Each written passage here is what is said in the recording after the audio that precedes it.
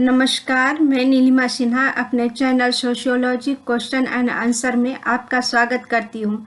आज मैं इग्नू कोर्स के MSOE 004 नगरीय समाजशास्त्र में एक प्रश्न लेकर आई हूँ जिसका आंसर देने की कोशिश करूँगी। यह क्वेश्चन 2020 के असाइनमेंट में भी आया है। आप ये अच्छी तरह से सुनिए व समझ कर असाइनमेंट तैयार कर सकते हैं।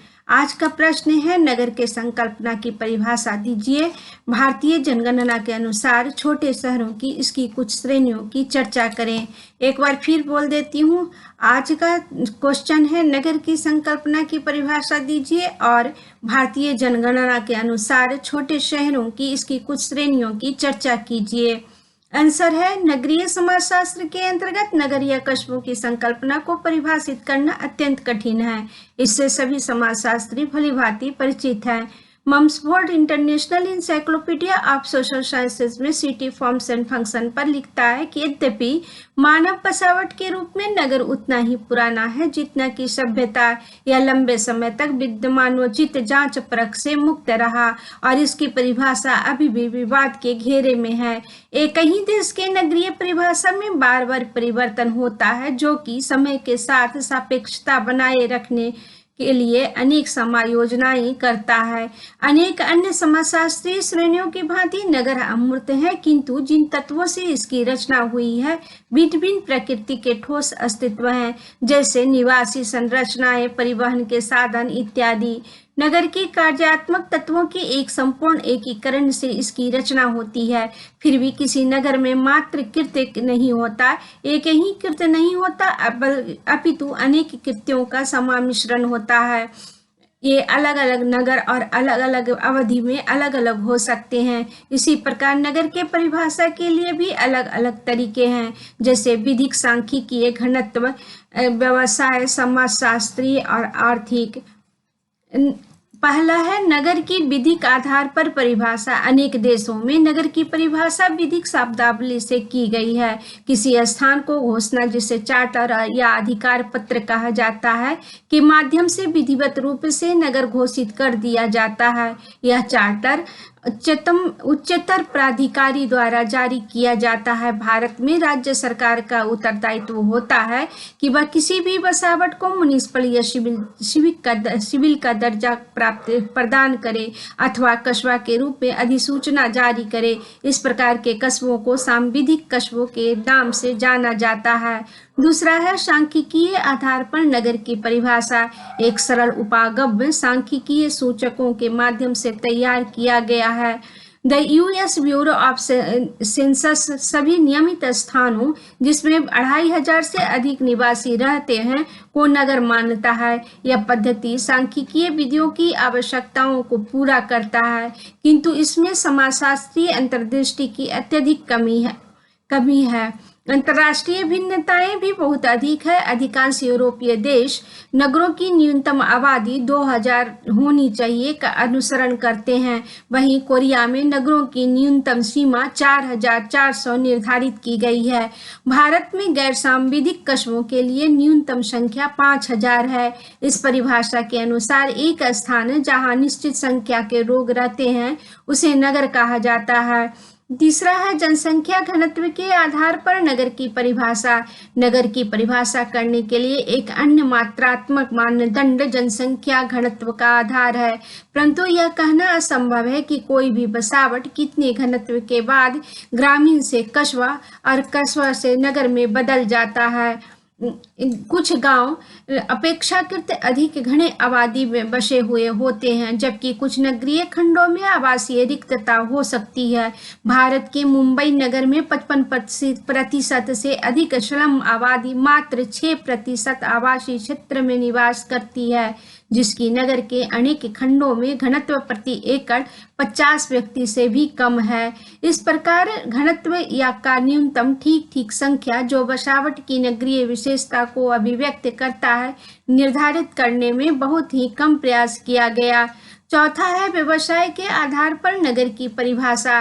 विल्कॉक्स को, जो घनत्व के मानदंड से संतुष्ट नहीं थे, उन्होंने नगरीय केंद्र की परिभाषा करने में व्यवसायगत ढांचा के मानदंड को जोड़ दिया।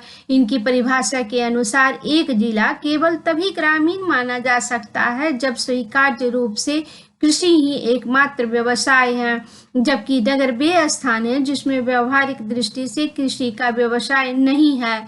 उन्होंने कहा कि देहात और नगर में मौलिक भिन्नता कृषि और अन्य व्यवसायों के समूह के बीच की भिन्नता है, परंतु यह परिभाषा भी अधूरी लगती है क्योंकि भारत के अधिकतर गांवों में कृषि के साथ साथ बृहत मात्रा में अन्य व्यवसाय भी होते हैं। पांचवा है आर्थिक आधार।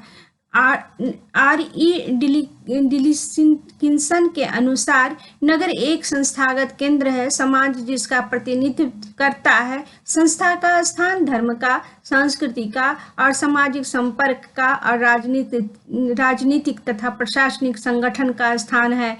दूसरा कृषि और औद्योगिक उत्पादन। तीसरा वाणिज्य एवं परिवहन। चौथा नगर शासकों, धनवानों और सेवानिवृत्त व्यक्ति का स्थान है, जहां वे अपने समाज की संस्थाओं द्वारा प्रदत्त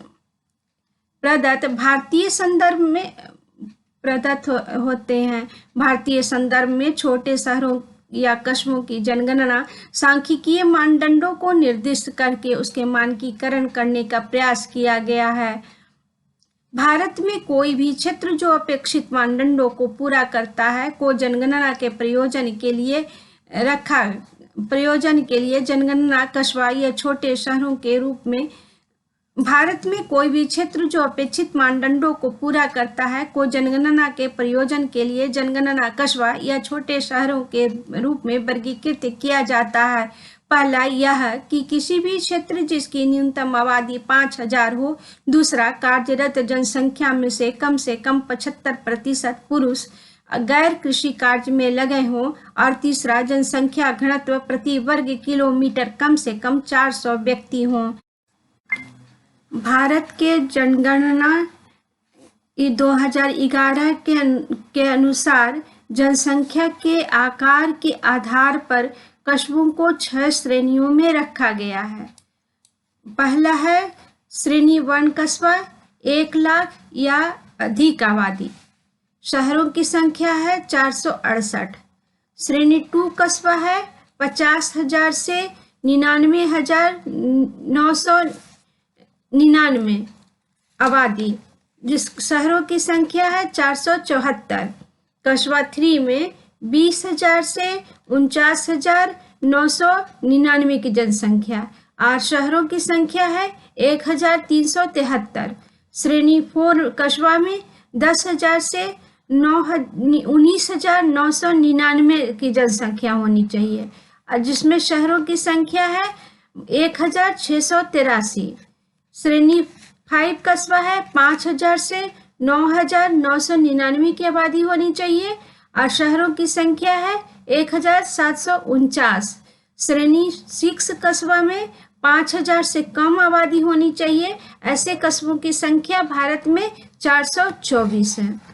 जनगणना 2011 के अनुसार श्रेणी 1 कस्बा के अंतर्गत जनसंख्या या आबादी जिसमें शहर है, श्रेणी 1 में पश्चिम बंगाल के मेदिनीपुर की जनसंख्या 1,49,769।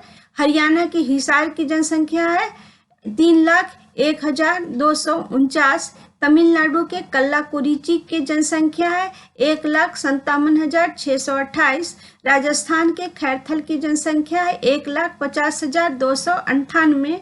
श्रेणी 2 कस्बा में महाराष्ट्र की आलमनेर की जनसंख्या है 95,974।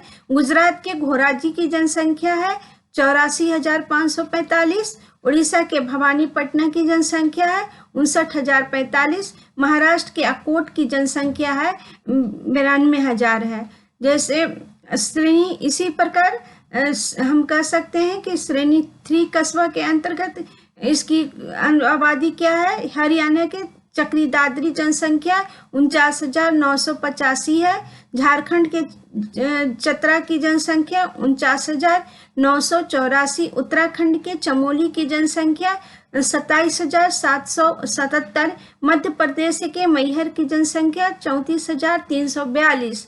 श्रेणी 4 में कस्बा के अंतर्गत 20,000 से 10,000 जनसंख्या वाला शहर है।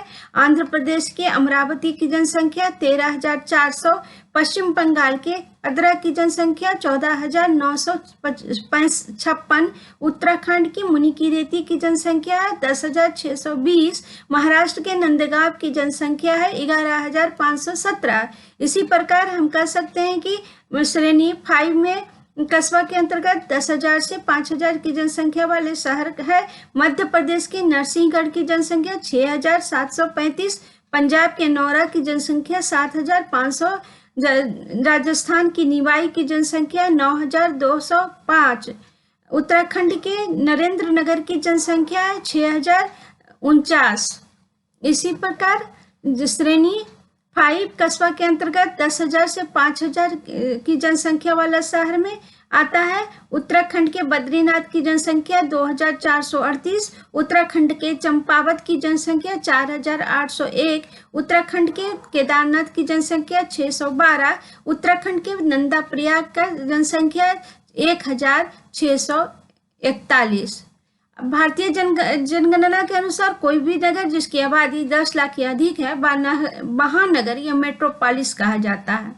इस प्रकार निष्कर्षतः नगरों की परिभाषा के अनेक तरीके हैं, जैसे विधिक, सांख्यिकीय, व्यावसायिक, घनत्व इत्यादि। छोटे शहरी क्षेत्र जो जनगणना के अनुसार पूरी अर्हता को प्राप्त होता है वह कस्बा कहलाता है। कस्बे को अनेक श्रेणियों में बांटा गया है। धन्यवाद। अगर वीडियो पसंद हो तो लाइक करें, चैनल को सब्सक्राइब करें। धन्यवाद।